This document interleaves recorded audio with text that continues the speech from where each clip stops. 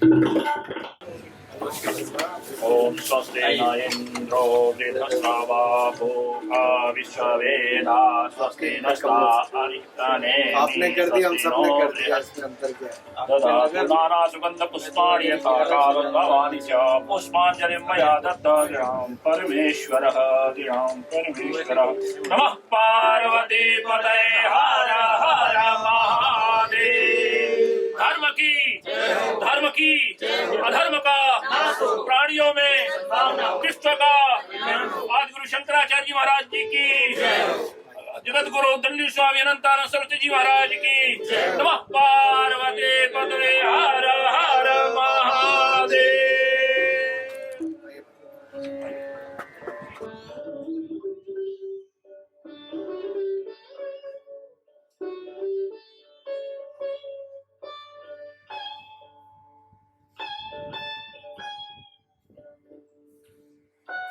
राष्ट्र सेवक का करो भैया तिलक। ये तपस्वी लोग हैं, मौन रह के बड़ी तपस्या करते हैं।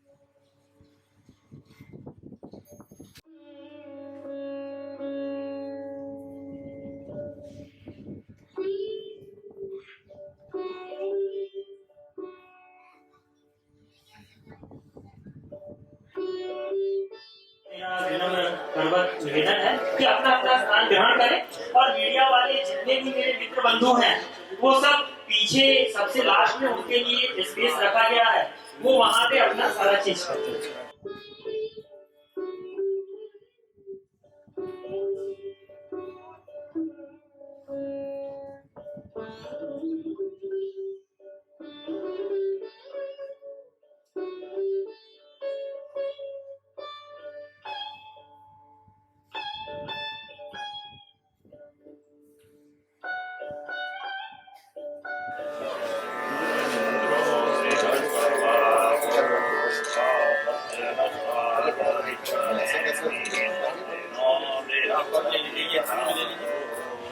प्रज्वलन में शामिल है हमारे अनंत श्री भूषित गुरु शंकराचार्य स्वामी अनंतानंद सरस्वती जी राजगुरु मठ आशीर्वाद।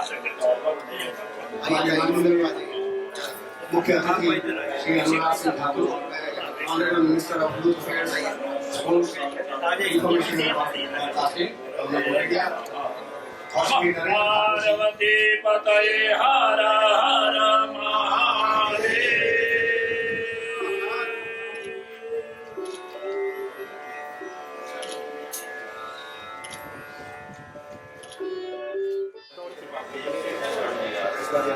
एक बाबा केदार का प्रसाद है।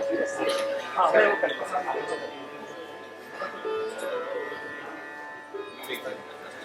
मैं अनुराग ठाकुर जी से निवेदन करना चाहूँगा कि इस उपलक्ष्य में दो शब्द हमारे लिए जो हमारे लिए प्रेरणादायक होंगे।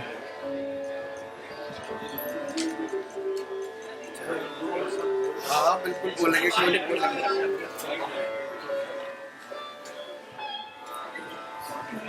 आप सभी लोग अपने अपने स्थान ग्रहण कर लीजिए प्लीज।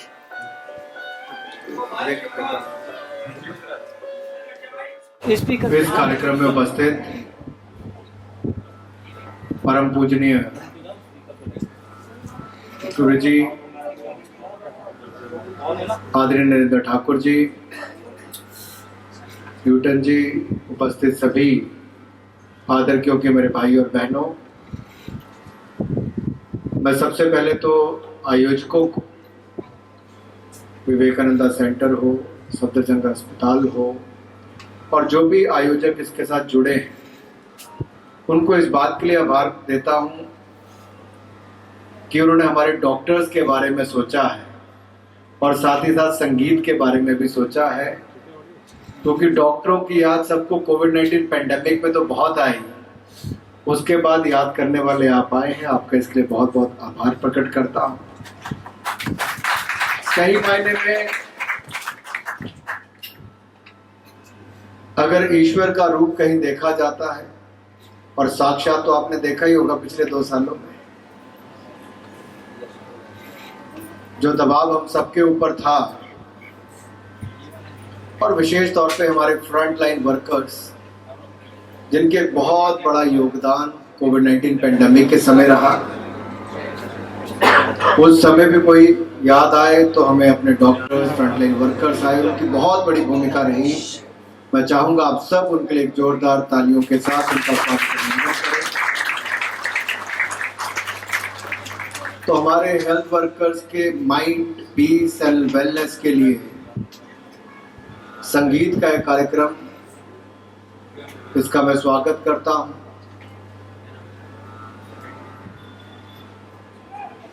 दुनिया भर में देखा जाए, स्ट्रेस बस्टर के रूप में अलग अलग लोग उपयोग करते हैं। कुछ लोग खेलों का रास्ता अपनाते हैं कि स्वेट आउट करें तो जाके स्ट्रेस रिलीफ हो। बहुत सारे लोग संगीत का सहारा लेते हैं, और मैं तो इतना ही कहूँगा, अगर हम भारतीय संस्कृति के अनुसार भी देखें, तब भी भगवान कृष्ण की मुरली हो, भगवान भोलेनाथ का डमरू हो, या माँ सरस्वती की वीणा हो, इस सब ने ही दिखाया है कि हमारे देवी देवता भी किसी ना किसी तरीके से संगीत के साथ जुड़े हुए हैं।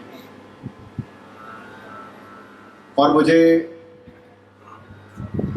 ये भी कहना है कि हमारे यहाँ पर चाहे नदियों की गुनगुनाहट हो, वर्षा की बूंदें हो, या फिर पक्षियों की चहचहाहट हो, हवा का गुंजायमान ध्वनि हो, इन सब में भी हम कहीं ना कहीं संगीत को ढूंढते हैं। अगर पंजाब का भांगड़ा हो, हिमाचल की नाटी हो, हमारे यहाँ पर लावणी हो, इस सब में हम किसी में जोश ढूंढते हैं, तो कहीं ना कहीं आनंद का भाव भी ढूंढते हैं। संगीत हम सब के लिए कुछ ना कुछ लेकर आता है। और जब माननीय प्रधानमंत्री जी हमारे युवाओं के लिए कहते हैं कि पंच प्रण इस अमृत काल से हमें स्वर्णिम काल की ओर लेकर जाएंगे, यानी कि आजादी के 75वें वर्ष से 100वें वर्ष की ओर ले जाएंगे, तो जहां विकसित भारत, डेवलप्ड इंडिया की बात करते हैं, वहीं अपने गौरवशाली इतिहास पर गर्व करने के लिए भी कहते हैं। यानी कि हमारी कला, संस्कृति, साहित्य, हमें इसको भूलना नहीं बल्कि इसको और बढ़ाना है। और हमारी सरकार के समय तो ये हुआ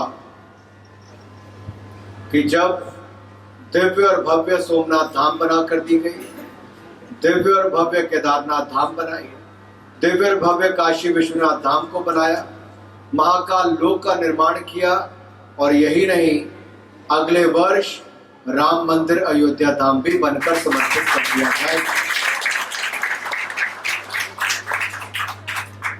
तो आप इन सब स्थानों पर भी जाएंगे तो केवल आस्था के केंद्र नहीं, आज एक अर्थव्यवस्था का भी बड़ा केंद्र बन गए। आधारभूत ढांचे के साथ भी जुड़े, बड़ा आधारभूत ढांचा भी इसके साथ जोड़ा गया।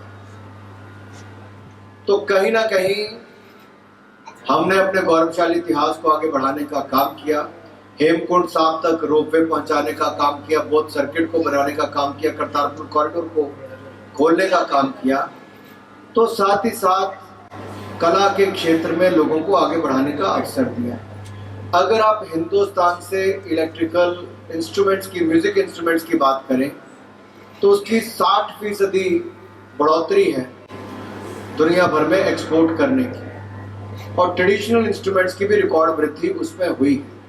यानी कि भारत और भारत की कला, भारत का संगीत और भारत के ही संगीत के इक्विपमेंट्स की भी डिमांड आज दुनिया भर में बड़ी ताकत के साथ बढ़ी है।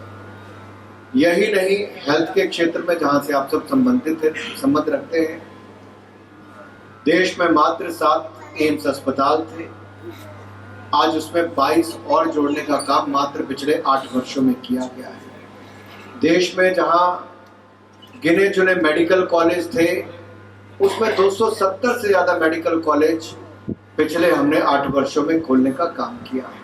157 नर्सिंग कॉलेज इस साल मंजूरी कर दी गई है। हमारे यहाँ पे नर्सिंग की सीटें लगभग दुगनी कर दी गई हैं और पोस्ट ग्रेजुएशन की सीटें भी लगभग दुगनी कर दी गई हैं। तो जहाँ एक और स्वास्थ्य का आधारभूत ढांचा सुदृढ़ किया है, वहीं आयुष मंत्रालय को और बल दिया है और WHO की यहाँ पे मीटिंग करके भी ट्रेडिशनल मेडिसिन का हब हिंदुस्तान बने, ये भी भारत की एक बहुत बड़ी उपलब्धि है जो नरेंद्र मोदी जी के नेतृत्व में हुआ है।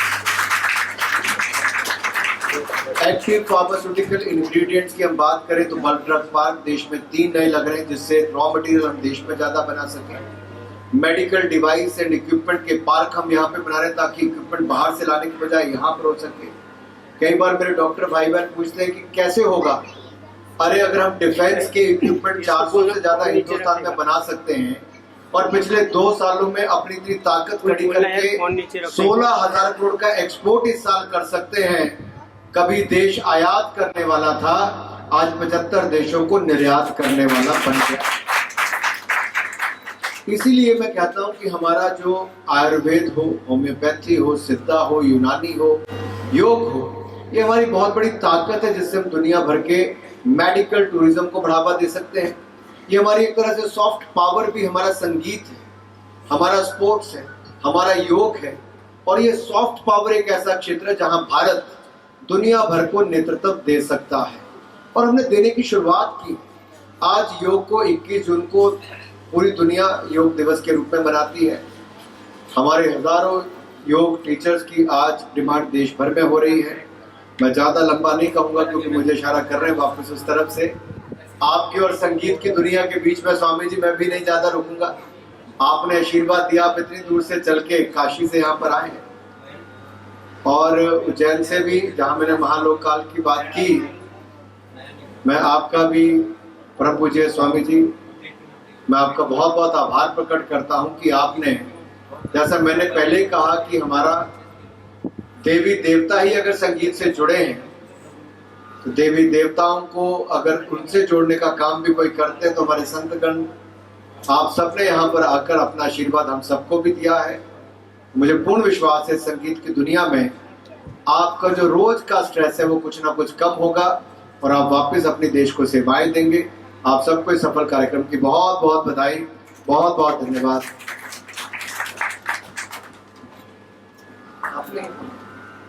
और इसके बाद मंत्री जी जो हमारे मुख्य कलाकार हैं उनको अंग वस्त्रम देकर और फिर निकलेंगे। तो माफी चाहता हूं और मंत्री जी ने कहा कि आप ही नाम ले लीजिए, सिरवाल जी का और नीलमानंद सरस्वती जी का। तो मैं आप सबका धन्यवाद। और MS साहब, क्योंकि सिरवाल जी, डॉक्टर BS सिरवाल जी मेडिकल सुपरिटेंडेंट है, सभी लोग जानते हैं और कोविड काल में इन्होंने इतना अच्छा काम किया कि स्टेट से इनको सेंटर में लाना पड़ा। तो ये सबकी मतलब इनके लिए इतनी तारीफ जितनी की है उतनी कम है। तो मैं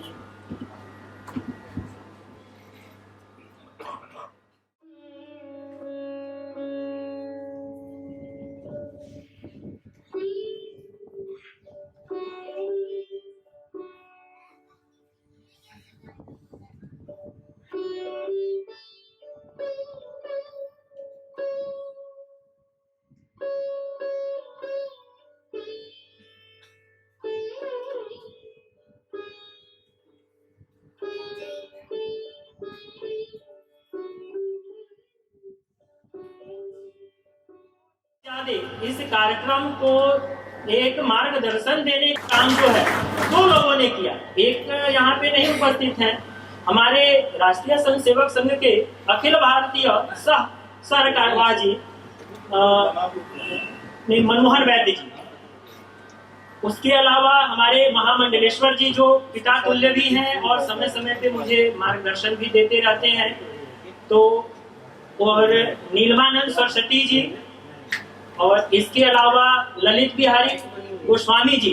और मैं जितने भी संघ के लोगों का नाम ले रहा हूँ, तो मैं जब 2017 तक दिल्ली के विश्व संवाद केंद्र में एक छोटा सा सेवक था, मैं इतना ही कहूँगा।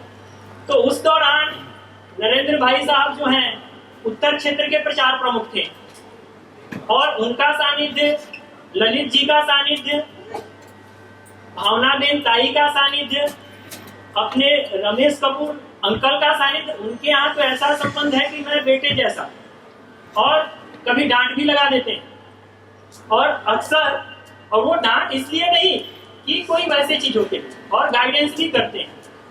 इसके अलावा अनीता जी, क्योंकि कोई भी कार्यक्रम अर्थ के बिना होता नहीं, तो शिव नरेश जी ने जब शिव जी के पास में गया तो शिव जी ने तुरंत कहा कि हाँ ठीक है, कभी भी तैयार रहते हैं हमारे लिए, संघ के लिए।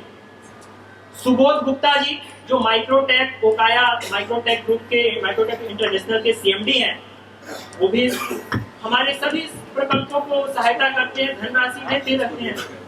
मैं उनको भी कहा, दो लोगों ने, कुछ एक लोगों ने एन मौके पे अपनी जो भी एक, क्योंकि इकोनॉमिक लास्ट ये क्वार्टर चल रहा है तो सबकी अपनी समस्याएं होती हैं, तो शायद उनके हाथ बंधे थे अकाउंट की तरफ से, तो मैंने कुछ नहीं कहा। तो मेरी गुरु बहन और स्वयं सेविका भी हैं अनीता दीदी, तो अनीता दीदी को अब हुआ कि रात में 12 बजे फोन किया कि दीदी ऐसे ऐसे बात है।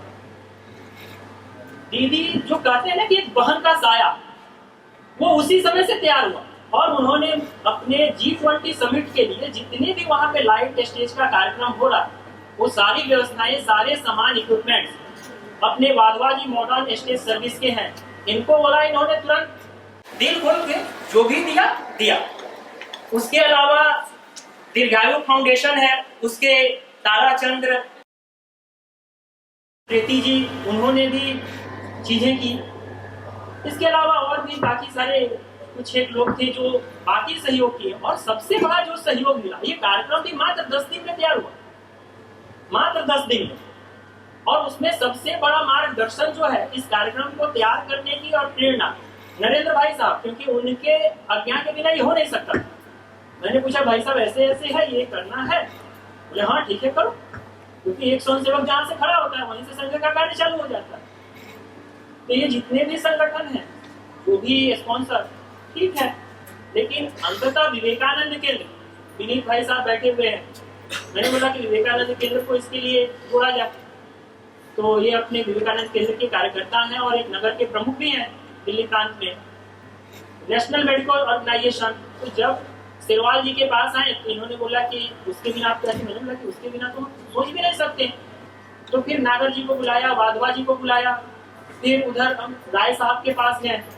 तो ये सारा मिलाकर एक जो संरचना बनी मात्र 10 दिन, और सबसे बड़ी संरचना कल बनी, क्योंकि इसमें मनसुख भाई आने वाले थे, लेकिन मैं उसके लिए भी क्षमा प्रार्थी हूँ, इसीलिए आप लोगों का 2-3 मिनट समय ले रहा हूँ, इससे ज्यादा नहीं, और मैं कार्यक्रम के लिए आगे भी देखूंगा। मनसुख भाई और डॉक्टर भारती पवार ताई, ये लोग इसलिए नहीं आ पाए क्योंकि भारती पवार ताई पुणे में फंस गई। वो हैदराबाद से पार्टी के कार्यक्रमों से थी, वहां से आई रात में, फिर नासिक गई, नासिक से पुणे आई, डिले हो गई फ्लाइट, मतलब वो लेट हो गई, फ्लाइट निकल गई, वो नहीं आ पाई। मनसुख भाई कल रात में 10:30 बजे मैंने सिरवाल जी को 11:15 बजे मैसेज किया कि मनसुख भाई नहीं आ रहे हैं, अभी जस्ट उनका फोन आया है, क्योंकि वो गुवाहाटी एयरपोर्ट से चले हैं, तो कल आएंगे। और आज उनका अभी 5 बजे से बिल गेट्स के साथ, क्योंकि G20 समिट के जो भी लीडर्स हैं उनके आज और कल मीटिंग चल रहे हैं दिल्ली में, तो इसलिए वो मीटिंग था। तो अभी मालूम चला अनुराग जी के थ्रू ही और उनके मिनिस्ट्री के थ्रू कि वो शायद मीटिंग वो भी कैंसिल हो गया, क्योंकि BM साहब के साथ सबकी मीटिंग थी, क्योंकि अनुराग जी पूरे कार्यक्रम में रहने वाले थे, तो अनुराग जी इसीलिए जल्दी चले गए।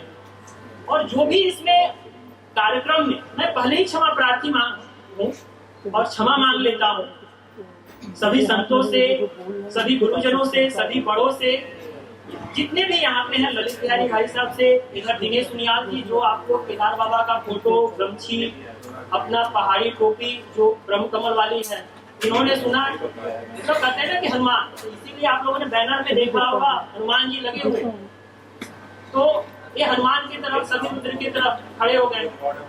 नेशनल NSIC के एक प्रकल्प के GM हैं और डिजिटल के डायरेक्टर हैं, HOD हैं अपने विद्यासागर जी। जब भी मैं NSIC में कुछ होता है या कुछ भी करना होता है, मैं इनको याद करता हूँ।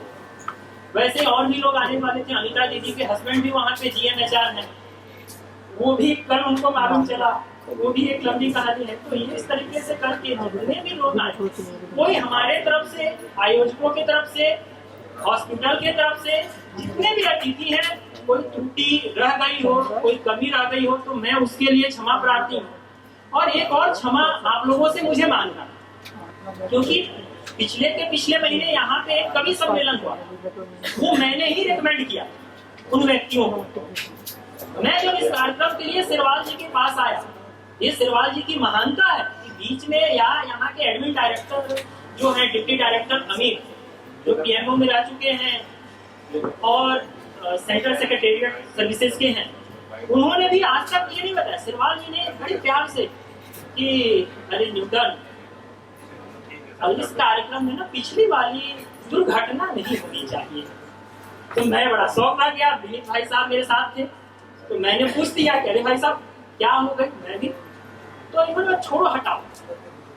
तो जो भी बात फिर मैंने अपने सोर्स से मालूम किया, तो मालूम चला, क्योंकि आप किसी को रेकमेंड करते हैं तो वो अपने आप को बब्बर से समझ लेता है और आकर सारी चीजें, तो वो चीजें हुई। खैर एनीवे, तो उस नाते भी जो आप लोगों को पिछले कार्यक्रमों में हुआ था, क्योंकि उसमें मैं इन्वॉल्व नहीं था, मैंने रेकमेंड किया, तो जो भी आप लोग उसकी वजह से परेशानी या दिक्कतें उठाए हो, खासकर यहाँ के एडमिन, सफाई कर्मचारी, तो मैं उनसे क्षमा मांगता हूँ, हाथ जोड़कर करबट और सर झुकाते हुए, क्योंकि आप लोगों के लिए ये कार्यक्रम है। और मैं अब अपनी वाणी को विराम देता हूँ, और कार्यक्रम संचालन के लिए मैं प्रशांत जी को, प्रशांत Das ji first step foundation के सेक्रेटरी हैं, तो मैं अब इनको, अरे बड़े कला सुधीजन है, ये बांसुरी बजाते हैं, लास्ट में, सबसे लास्ट में इनका परफॉर्मेंस रहेगा, और ये ग्राफिक डिजाइनर भी हैं, और ये सारी कलाएं सेल्फ।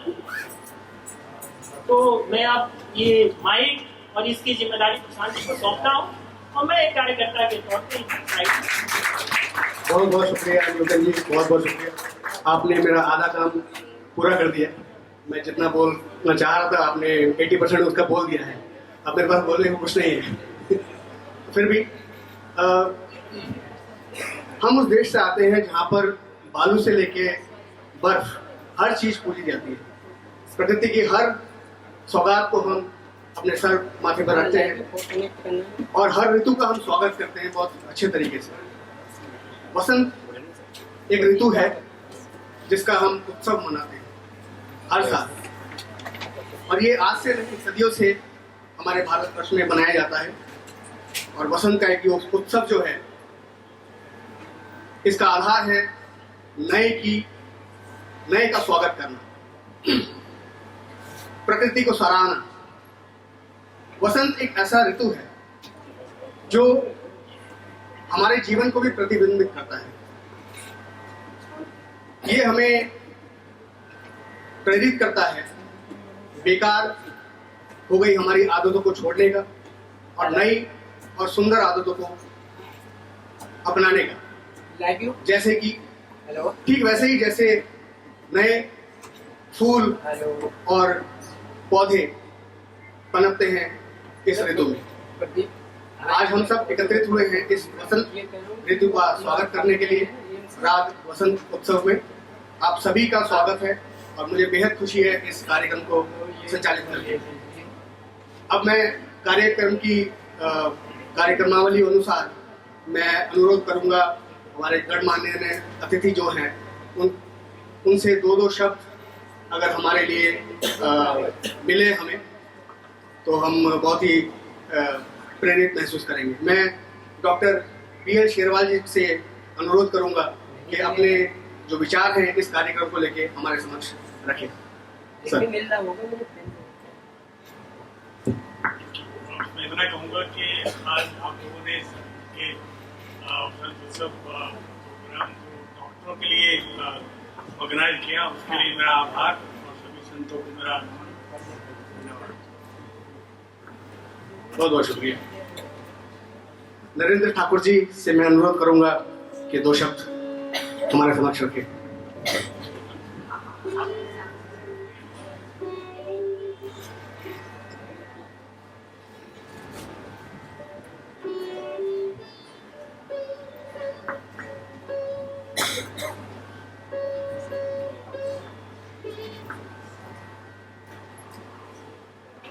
राग वसंतोत्सव उत्सव में उपस्थित पूज्य शंकराचार्य जी, अन्य संत वृंद, यहाँ पर इस सभागार में उपस्थित चिकित्सा सेवा में लगे हुए सभी आत्मीय बंधु भगिनी। वैसे तो यह कार्यक्रम स्ट्रेस दूर करने के लिए है, पर मुझे लग रहा है आधे घंटे से ज्यादा हो गया, भाषणों से स्ट्रेस बढ़ा रहे हैं। तो इसलिए सीधा कार्यक्रम में आना चाहिए, ऐसा मुझे लगता है। आप सब लोग इस चिकित्सा क्षेत्र में लगे हुए हैं, तो ये सेवा का क्षेत्र है। वास्तव में हम देखते हैं तो भारत की जो दृष्टि है, वो जीवन का कोई भी क्षेत्र हो, वो दूसरों के लिए ही है, सेवा की ही दृष्टि है। क्योंकि भारत का जो मूल विचार है वो वसुधैव कुटुंबकम का है। उसी में से सर्वे भवन्तु सुखिनः ये विचार निकला। क्योंकि हम किसी को अलग मानते नहीं, अपना जब एक परिवार का हिस्सा मानते हैं तो फिर उसका कष्ट, उसकी समस्या वो हमें अपनी ही लगती है। इसलिए चाहे वो शिक्षा क्षेत्र हो, चाहे चिकित्सा का क्षेत्र हो, चाहे समाज जीवन का अन्य कोई भी ऐसा फील्ड है, हर एक के पीछे हमारी दूसरे का सहयोग करना, दूसरे की सेवा करने की दृष्टि रहती है। हम किसी स्कूल कॉलेज के गेट से जब बाहर निकलते हैं तो हम सब ने पढ़ा होगा, शिक्षार्थ आइए सेवार्थ जाइए। शिक्षा क्यों ग्रहण करना? तो जिससे मैं अपने समाज को, अपने राष्ट्र को ठीक कर सकूं, उसको अच्छा बनाने में अपना योगदान कर सकूं, यही दृष्टि उसके पीछे की। इसलिए आप सब लोगों ने कोविड-19 में, जैसा आदरणीय अनुराग जी ने जिक्र किया, जब सारा समाज भय से अपने घरों में था, तो हमारे डॉक्टर्स, फ्रंट लाइन वर्कर्स और जो भी समाज सेवा में उस समय सहयोग कर सकते थे, जिनके मन में वो सेवा की भावना है, वो बिना भय के सबके सेवा के लिए, सबकी सुरक्षा के लिए बाहर थे। और वसुधैव कुटुंबकम के कारण से ही, उस विचार के कारण से ही हमने केवल अपने समाज का या भारत के लोगों का ही ख्याल नहीं रखा, तो 100 से अधिक देशों को हमने, दुनिया को भी दवाइयां भेजी। केवल हम ही सुखी रहने चाहिए, हमारा विचार नहीं। तो दुनिया का समस्त जो मानव जाति है, समस्त जो प्राणी है, वो भी सुखी रहना चाहिए, वो भी निरोगी रहना चाहिए। इसी भाव भावना के कारण से वो सब हम कर सके। दूसरे ने, किसी ने विचार नहीं किया। अमेरिका ने, इंग्लैंड ने विचार नहीं किया कि हम दूसरों को भी सहयोग करें। हमारे यहाँ पर्याप्त दवाई है, हम दूसरे देश को भेजें। किसी ने भेजा क्या? वैसा नहीं हुआ। कारण, क्योंकि जब अपना विचार या अपने तक सीमित होता है तो फिर हम दूसरे का कभी ध्यान नहीं रखते। इसलिए मैं जब पूरे भारतवर्ष में घूमता हूँ तो हमारे डॉक्टर बंधु भगिनी जो, वो केवल अपने और अपने परिवार के लिए नहीं, तो समाज के लिए कुछ करते हैं। मैं नॉर्थ ईस्ट में जाता हूँ तो वहाँ पर NMO, जिसका अभी उल्लेख हो रहा है बार बार, NMO के बहुत सारे कार्यकर्ता जुड़े हुए हैं, यहाँ बैठे हुए हैं। वो वर्ष में एक बार 7 दिन 10 दिन के लिए धन्वंतरी यात्रा के रूप में नॉर्थ ईस्ट में, जम्मू कश्मीर के अंदर या जो इंटीरियर का किसी भी जनजातीय क्षेत्र के अंदर, वो 10 दिन सेवार्थ जाते हैं, अपना समय लगाते हैं, अपना पैसा खर्च करते हैं, वहां लोगों की चिकित्सा करते हैं। तो यह जो सेवा भाव है, ये हम सबके मन में ये हमेशा बने रहना चाहिए। समाज से हमें बहुत कुछ मिलता है, हमें समाज को लौटाना भी चाहिए। अगर लौटाएंगे नहीं, अपने पास ही रखेंगे, तो वो समाज कभी भी स्वस्थ और समृद्ध नहीं बनेगा, और राष्ट्र कभी समृद्ध राष्ट्र नहीं बनेगा। ये सब इस प्रकार की सेवा की भावना हम सबके मन में ईश्वर हमेशा बनाए रखे। और इस कार्यक्रम में आयोजकों ने मुझे बुलाया, इसके लिए मैं उनका भी धन्यवाद, और आपने मेरी बात बड़े धैर्य से सुनी, उसके लिए भी मैं आप सबका धन्यवाद करते हुए अपनी वाणी को यहीं विराम देता हूँ। बहुत बहुत धन्यवाद। बहुत बहुत शुक्रिया विदेश जी। अब जानता हूँ थोड़ा सा लेट हो रहे हैं हम, आपकी एक ही परीक्षा चल रही है यहाँ, लेकिन हर अच्छी चीज़ को पाने के लिए थोड़ा सा ध्यान रखना पड़ता है। इससे पहले कि मैं अपने हमारे कलाकारों को मंच पे आमंत्रित करूं, एक छोटा सा आशीर्वाद स्वरूप शंकराचार्य जी अगर 2 शब्द हमें कहें तो हमें बहुत प्रेरणा देगी।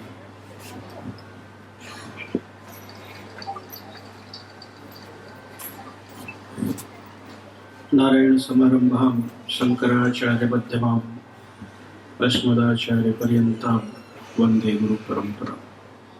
धर्म की अधर्म का, प्राणियों में विश्व का। ओम नमः पार्वती पतये हर हर। अभी काफी देर से हम सब लोग एक दूसरे को सुन रहे हैं, कुछ मौन कह रहे हैं, कुछ स्वर में कह रहे हैं।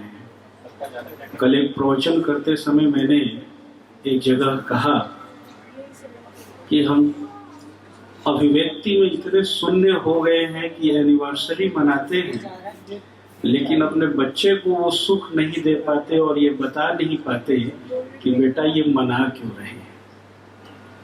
तो दरअसल वो होता क्या है कि हम ध्यान ही नहीं देते कि जब हमारा विवाह होता है तो हमसे उम्र में दूना जो हमारे ससुर हैं वो हमारा वरण करते हैं, पैर छूते हैं और फिर हमें कन्या दान में देते हैं। ये भारत की जो ये संस्कृति है, यह दर्शाती है और यह कहती है शास्त्रोक्त कि जिस दिन व्यक्ति गृहस्थ आश्रम में प्रविष्ट होता है वह नारायण हो जाता है और उसकी भार्या लक्ष्मी होती है। तो भारत में नारायण का स्वरूप जो होता है पालक के रूप में माना गया है। और उस कृति में कल्पना करिए, यहाँ जो डॉक्टर होंगे उसमें बहुत कम ही अविवाहित होंगे, नरेंद्र जी को छोड़ के। ये संज्ञा के प्रचारक हैं, साधु लोग होते हैं, लेकिन वस्तुतः जो सनातन व्यवस्था के साधु होते हैं उस तरह से ये लोग जीवन जीते हैं।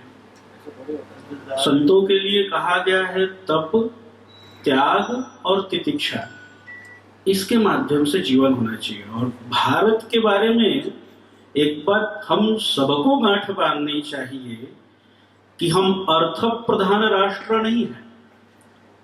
अर्थ यानी धन।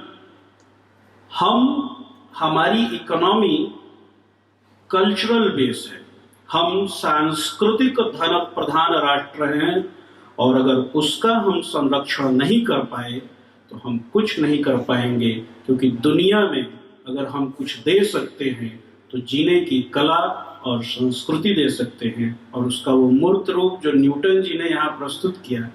न्यूटन देखने में बड़े छोटे हैं, लेकिन एक बात है भैया, जितना ये विनम्र है, निश्चित मानिए इनको देख करके मैं भी पानी पानी हो गया।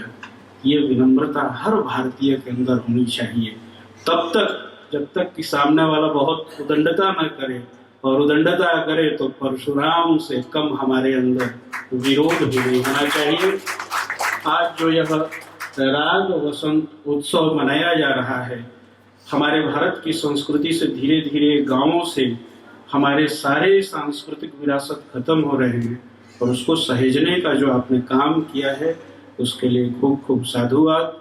यह राग वसंत उत्सव में हमारे कृपा पात्र अनन्य महामंडलेश्वर स्वामी सर्वेश्वरानंद सरस्वती जो मेरे ही मठ के कृपा पात्र हैं और उज्जैन में रहते हैं, इन्होंने ही मुझे प्रेरित किया कि स्वामी जी आपको यहाँ आना चाहिए और निश्चित आना चाहिए। ये हमारा वीटो है और उसका आपको पालन करना चाहिए। साथ में नीलिमानंद जी, हमारे करुणाशंकर जी महाराज, यमुनोत्री के तपस्वी स्वामी विशुद्धानंद जी, ये सब लोग संगीत के बड़े रसिक हैं। बनारस में जब एक बार बजाने वाले में एक मुस्लिम कलाकार हैं, कुछ बजाते हैं, बम्बई रहते हैं, वो आए, खूब पैसा दिया बनारसियों ने। बनारस को कमजोर मत समझिएगा, अभी टेंट सिटी बसा है, सुने हैं कि 45,000 रुपया में एक रात का एक टेंट का होता है और वो भी फुल है। तो बनारसियों ने उनको कहा कि आनंद नहीं आया, तो वो बनारस यहाँ इस संगीत को सुनने के लिए आया है। मैं आप सबको पुनः पुनः कहूंगा कि इस संगीत को सहज मत समझिएगा। वेदों ने कहा है नादो ब्रह्म, नाद ही ब्रह्म है। तो साक्षात ब्रह्म आपके सम्मुख इन स्वर यंत्रों के माध्यम से प्रकट होंगे। आप सब धैर्य से उसको अनुभूत करिए। और आचार्य शंकर ने जानते हैं क्या कहा? आचार्य शंकर ने कहा सर्वम खलु इदं ब्रह्म अहम ब्रह्मास्मि तत्त्वमसि अयम आत्मा ब्रह्म। और फिर कहा प्रज्ञानम ब्रह्म, ज्ञान की श्रेष्ठतम अवस्था ही ब्रह्म है और वो प्रस्फुटित होगा इन स्वर लहरियों के माध्यम से। और सब हम लोग आत्मसात करें।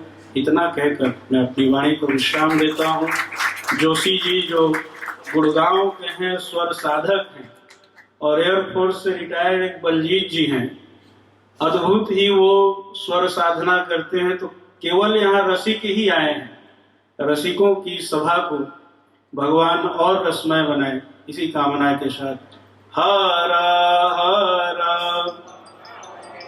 एक बात हमें हमेशा याद रखना चाहिए, आज सत्ता आई है, सभी लोग संघ को सुनने लगे हैं, लेकिन मात्र आज से 12 साल पहले संघ को जानने वाले भी संघ को समझने की चेष्टा नहीं करते थे। आप कल्पना नहीं कर सकते हैं कि किस परिस्थिति में रहकर प्रचारक आपके लिए जीता है और आपसे कोई अपेक्षा नहीं है। आपसे कोई अपेक्षा नहीं। आपको लगता होगा उसने गृह त्यागा, परिवार त्यागा, संसार के संपूर्ण भोग त्यागे। बहुत लोग कहते हैं कि सत्ता तो पा रहे हैं, बहुत कम लोग ना आते हैं। हजारों हजार प्रचारक केवल आपकी सांस्कृतिक व्यवस्था को जीने के लिए अपना सर्वस्व न्यौछावर कर देते हैं। जब समय मिले उसके लिए अपना समय जरूर निकाल कर दीजिए। इसी कामना के साथ मैं यह माइक न्यूटन बाबा को देता हूँ।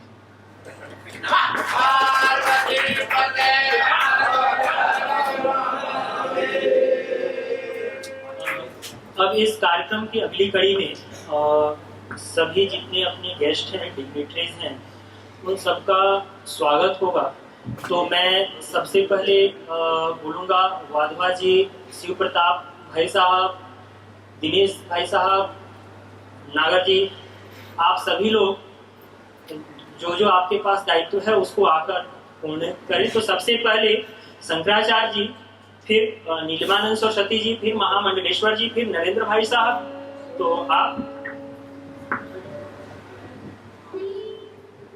और इसीलिए मैं खासकर 3 भगवा टोपी मंगाया था। बधवा जी, नागर जी, आप आइए।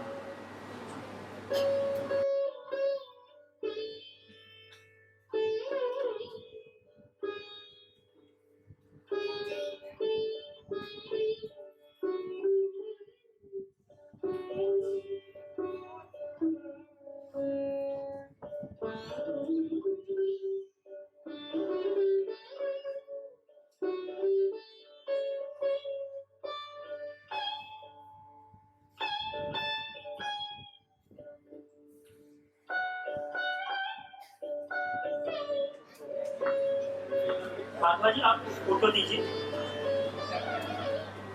और नागर जी आप एक प्रसाद दीजिए। प्रसाद दे चुके हैं तो सबको एक एक जिम्मेदारी थी, सब अपनी एक एक जिम्मेदारी पूर्ण करें। एक तुलसी जी आप लोग साइड हट जाइए। इसके बाद नीलमानंद सरस्वती जी का। भाई साहब आप इस साइड माधवा जी आप फोटो लेके जाइए। नागर जी आप तुलसी जी और प्रसाद सबको दे चुके। फोटो भाई साहब महाबलेश्वर जी को।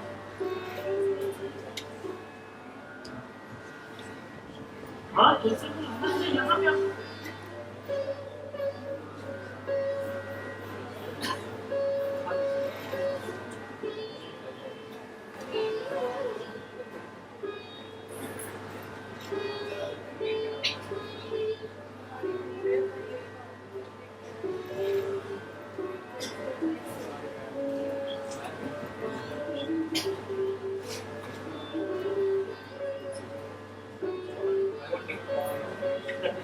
अब अपनी भावनाबेन ताई को सबसे पहले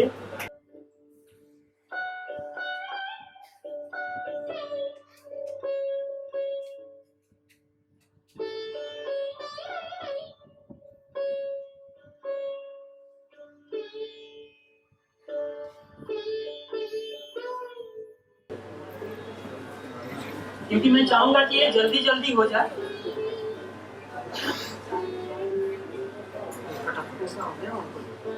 आगे उधर ललित बिहारी गोस्वामी जी हमारे विद्या भारती के पूर्व संगठन मंत्री और वर्तमान में अखिल भारतीय कार्यकारिणी के सदस्य हैं। दिल्ली विश्वविद्यालय के डीएवी कॉलेज में जो साउथ कैंपस के अंदर आता है, नेहरू नगर महारानी बाग, वहां पे प्रोफेसर रहे हैं। और उससे भी बड़ी बात, जो गोस्वामी अपने वृंदावन में राधा कृष्ण का मंदिर है तो उस पुजारी खानदान से हैं।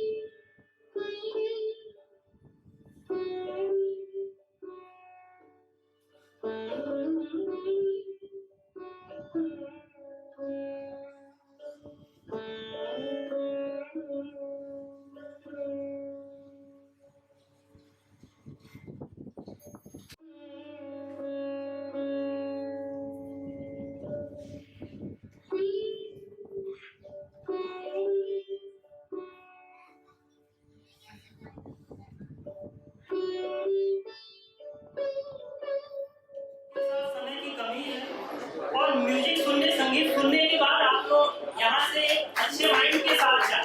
मेरी ये एक इच्छा थी, इसलिए मैंने ये पहले करा दिया। और मंत्री जी का भी आना और जाना तो वो भी एक कारण बना। तो मैं अब चाहता हूँ कि मेरा मंच और सारा चीज मैं कलाकारों के हाथों में समर्पित करता हूँ। पंडित श्री मिथिलेश झा जी महाराज, उनके साथ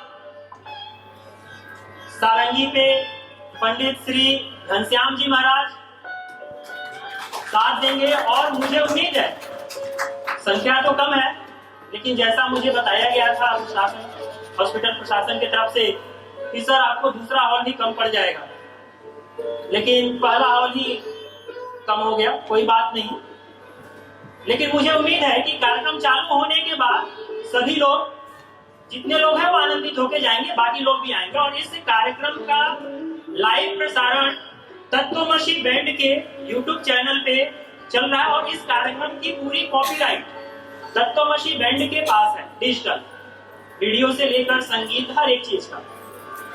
दूसरी चीज कि ललित बिहारी गोस्वामी जी, मैं अब अनुमति लेना चाहूंगा शंकराचार्य जी से कि कार्यक्रम, और आप लोग अब ये बार बार इधर स्टेज के आगे या पीछे या कहीं मत आइए, मेरा ये अनुरोध है। सभी लोग आप अपना जगह ग्रहण कीजिए। यहाँ पीछे से भी जितने लोग हैं कंसोल पे छोड़ के सभी अपना अपना जगह स्थान ग्रहण करें, यहाँ पे ना उपस्थित रहे। और शंकराचार्य जी के साथ जोशी जी, तो आप भी स्थान ग्रहण कर ले तो मुझे अति उत्तम रहेगा। मैं चाहूंगा शंकराचार्य जी कि आप उन्हें आदेश दें, क्योंकि आपके आदेश के बिना वो स्थान ग्रहण नहीं कर सकते। और दिनेश भाई साहब, आप भी स्थान ग्रहण कीजिए बस। इस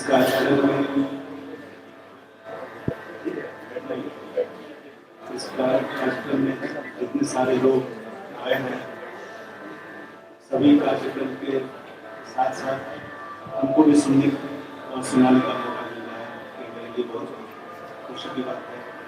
और इतने सारे विद्वतजनों के बीच, जहाँ इतने सारे स्कॉलर बैठे हैं, हर तरफ से शिक्षा के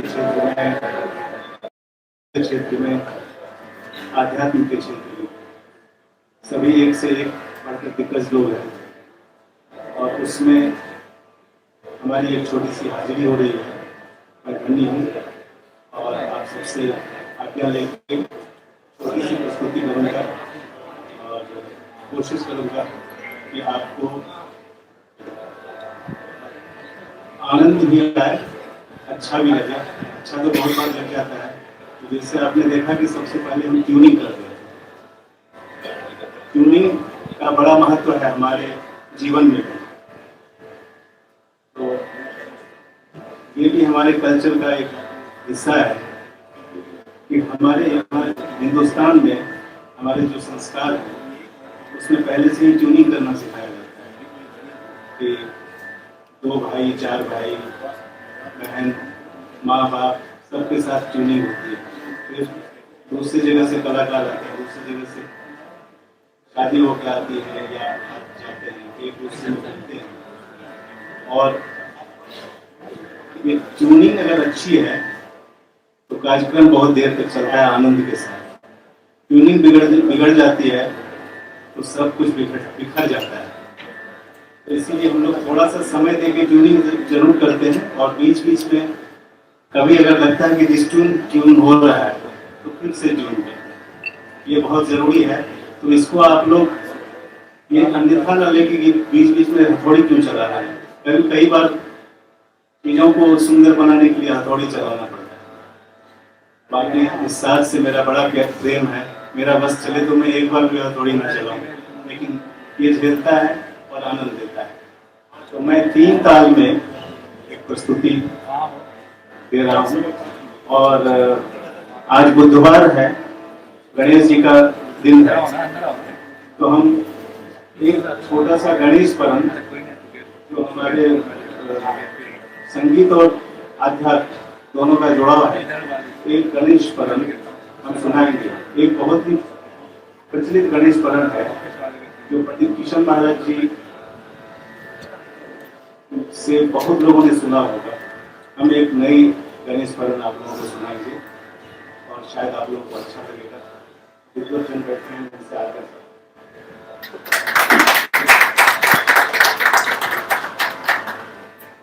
हमारे साथ सारंगी पर पंडित घनश्याम सिसोदिया जी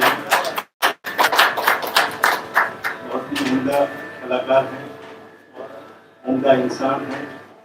और इनका बड़ा आभार है कि मेरे 3-4 दिन पहले मैंने इनको बोला कि आपकी सेवा की इनको जरूरत है। तो मैं पहले बोल के सुनाता हूँ। ये गणेश परम जो है, क्योंकि बाद में शिव जी तक जाएंगे, पहले गणेश परम हो जाएंगे। बोल है, धन धन दिन गणनाथ कृत कृपा, धन धन दिन गणनाथ कृत कृपा, दिग दिगंत प्रमुदित कृत कृत मन रोम रोम तन तन नग रज नन कान रात नीर धन धन कृत राज राज राजत धृत मुकुट धुरंधर बलधित नित प्रताप कृत नत जन कृत नत जन हृत बाधा कृत नत जन हृत बाधा।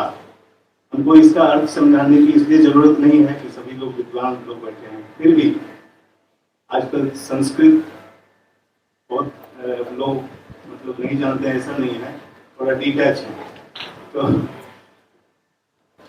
धन धन दिन गणनाथ सबको समझ आ जाएगा बोलो धन धन दिन, ये धन्य है हमारा आज का दिन जो गणनाथ धन धन दिन गणनाथ कृत कृपा, उन्होंने कृपा किया है जो ऐसा दिन है। धन धन दिन गणनाथ कृत कृपा दिग दिगंत प्रमुदित, पूरा प्रमुदित जो है वो पूरा प्रमुदित है। दिग दिगंत प्रमुदित धन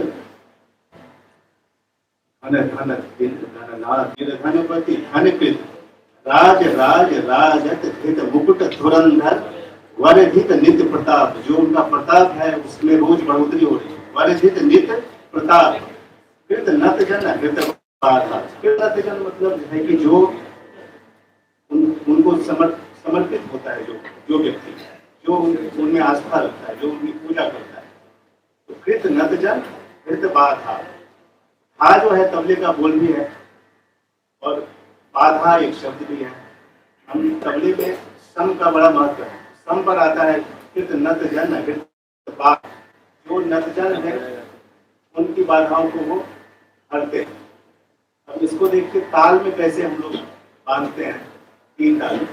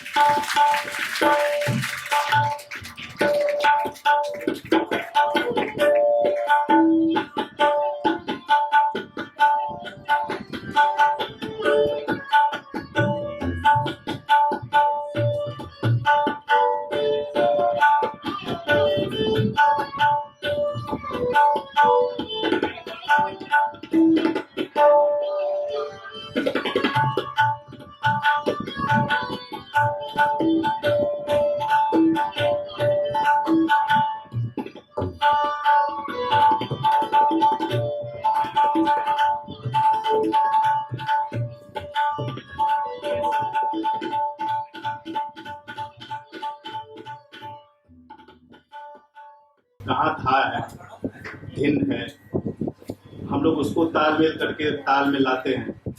लेकिन इस कहीं कहीं हमने भी पढ़ा है कि बीज मंत्र का अर्थ नहीं ढूंढना चाहिए, उसकी ताकत बहुत होती है।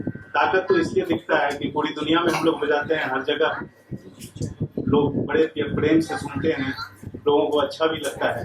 क्या अच्छा लगा उनको भी नहीं पता है। और हमने जितना भी सीखा है, जो रियाज करते हैं वो करके आ जाते हैं। गुरु का आशीर्वाद है और हमारे भगवान की कृपा है कि सबको अच्छा लगता है।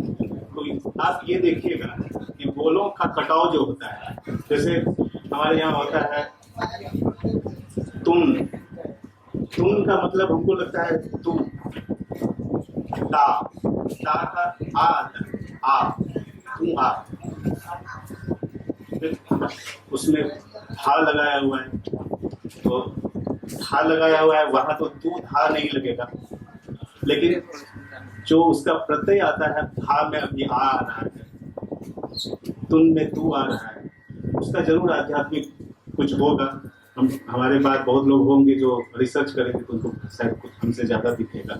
हम लोग बजाने में गुजार रहे हैं टाइम और कुछ सोचने में गुजार रहे हैं। तो जो लोग यहाँ भी ऐसे लोग बैठे हैं, हो सकता है उसमें से कोई रिसर्च करें तो और भी कुछ दिखेगा। और हम कुछ कंपोजिशन बोलते हैं और आप देखिएगा कैसे सम पर आता है और आपको लगेगा कि कुछ है ऐसा जो अट्रैक्ट करता है।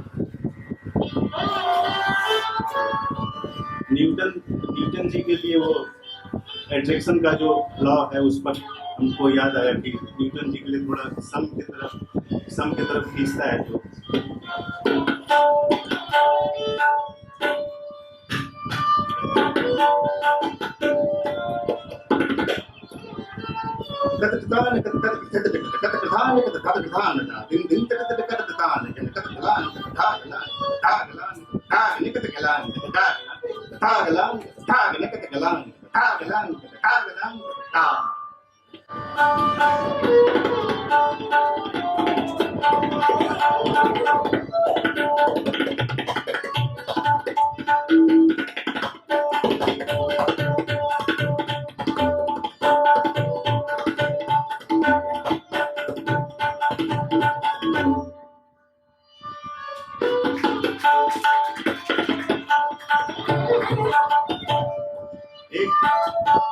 एक और कंपोजिशन है, इसको जवाबी बोलते हैं।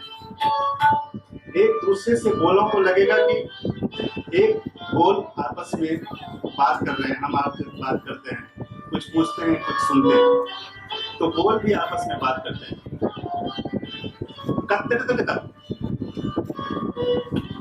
पूछ रहे हैं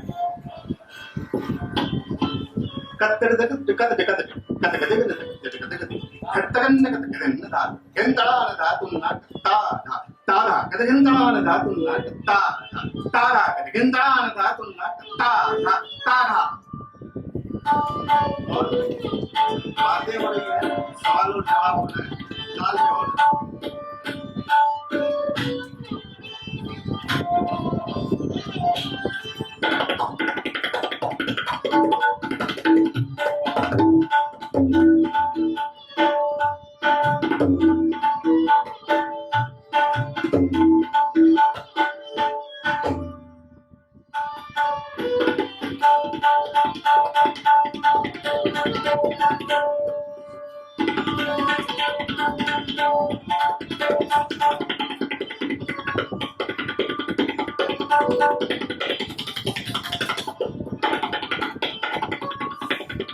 ये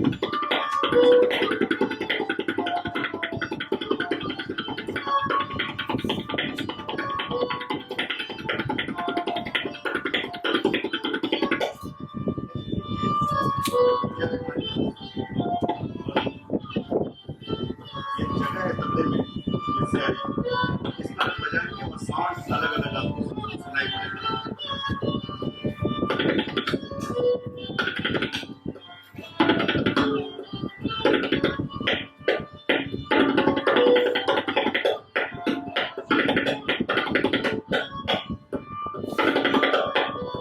ये सारा बजा।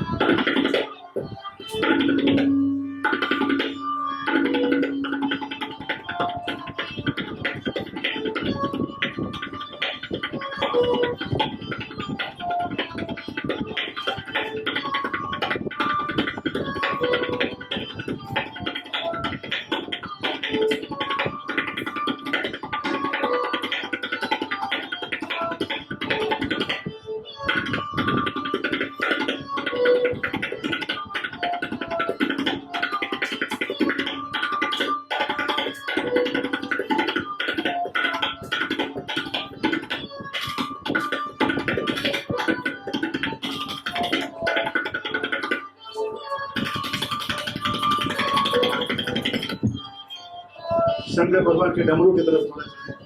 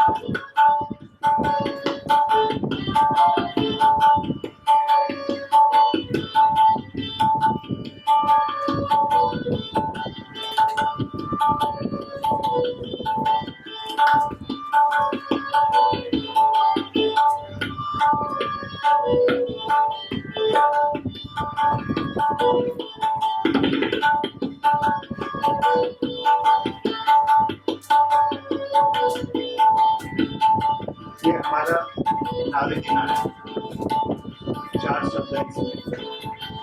ना दी ना ना दी ना इसको हम नादे दीना समझते हैं। किन्हीं को सीताराम सुनाई पड़ सकता है, किसी को बोलो कौन सुनाई पड़ सकता है। जैसे जागी रही भावना जैसी।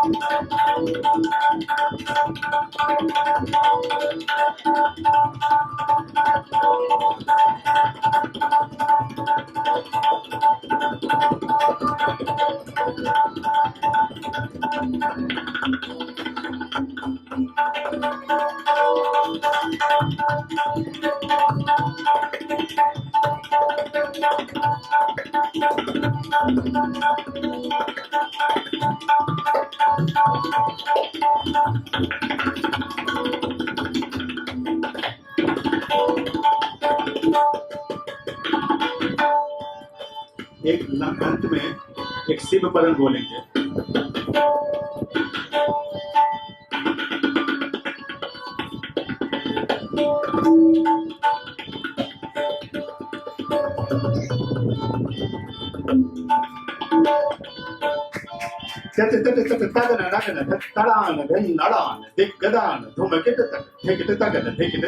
छत्रपति जगतपति देवपति महादेव गले मुंडमान शोभित है चंद्रमा डमरू बजत विघ्न हरत कारित दुख दूर कर तग नग धग दिन तक नग नड़ा गद्दी गद धग कतान गद धग निगनता सारद ही धरत ध्यान गुनि सन सब करत का धग धुंग धक्ता जनपति मृतन राज वजत धग धुंग धाना ना ना ना धग धुंग धाना ना ना ना ना धग धुंग धाना ना ना ना ना।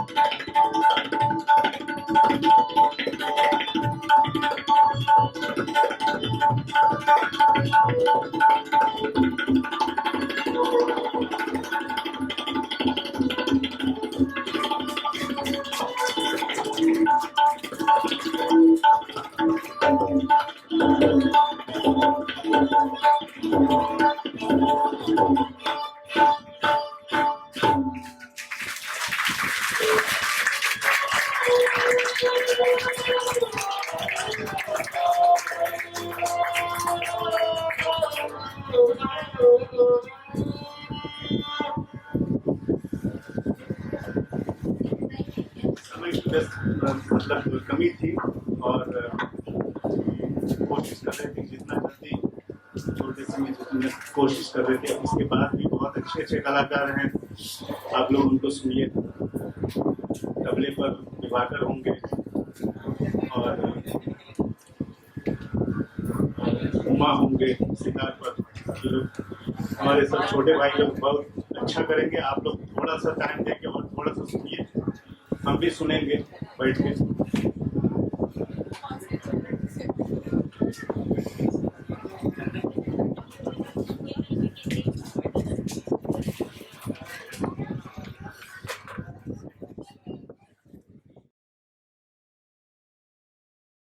चलिए शुरू करते हैं। सभी लोगों को प्रणाम। मैं उमा शंकर और थोड़ा बहुत सितार बजाता हूँ। क्योंकि यहाँ पे अनाउंसमेंट करने के लिए अभी कोई है नहीं, तो हमें खुद से ही अनाउंसमेंट करनी पड़ रही है अपनी। तो anyway, it's a part of. ये हमारे साथ सतीश दिवाकर चौधरी तबले पे और श्री विश्वकर्मा जी प्रदर्शन पे और श्री रामजी मिश्रा जी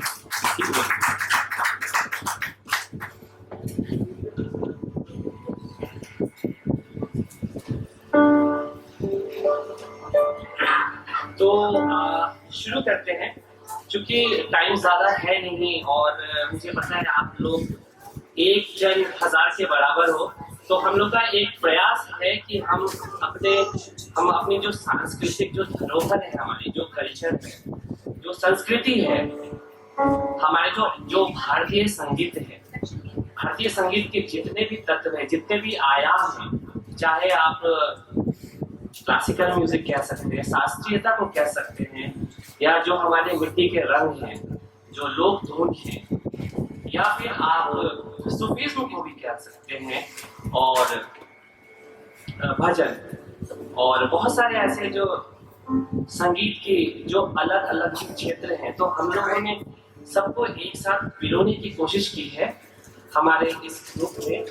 और चूंकि ये इंडियन इकायन आप इसको कह सकते हैं कि हमारी जो भारतीय एकता है, उसको हम अपने संगीत के माध्यम से, हम अपने म्यूजिकल इंस्ट्रूमेंट के माध्यम से, जैसे तबले के माध्यम से, परकशन के माध्यम से, सितार के माध्यम से, कीबोर्ड के माध्यम से, जो कलर्स ऑफ इंडिया है, जो भारत के अलग अलग रंग हैं, जो भारत की अपनी पहचान है, जो एक अमूर्त सांस्कृतिक धरोहर है, तो हम उसको आप लोग के सामने लाए हैं। कोशिश करेंगे हम कि हम आपको जो संगीत के अलग अलग क्षेत्र हैं, चाहे वो शास्त्रीयता हो या फोक म्यूजिक हो या लाइट म्यूजिक हो, तो हम अपने म्यूजिक के द्वारा, हम अपने इस ग्रुप के द्वारा, हम अपने इस समूह के द्वारा आप लोग के समक्ष उस भाव को रखें, उस म्यूजिक को रखें, उस एकता को रखें जिसके लिए हम जाने जाते हैं। Thank you very much. तो हमारा पहला प्रयास है जो चैंटिंग मंत्र उच्चारण हो, तो हम लोग किस तरीके से इंस्ट्रूमेंट में उसको दिखा सकते हैं, तो एक छोटा सा प्रयास है।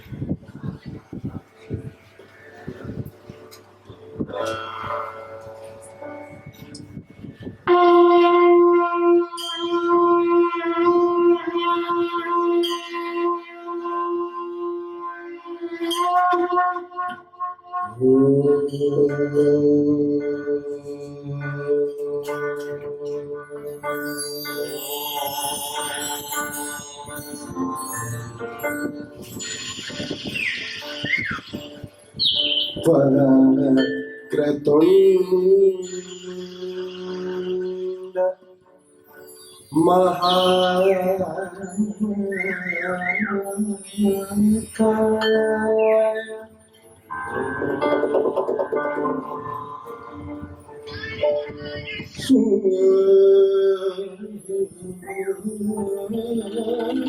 सूर्य कोटि समप्रभ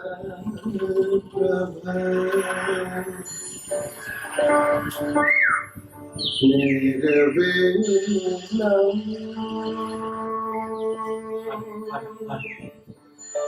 कुरु मे देव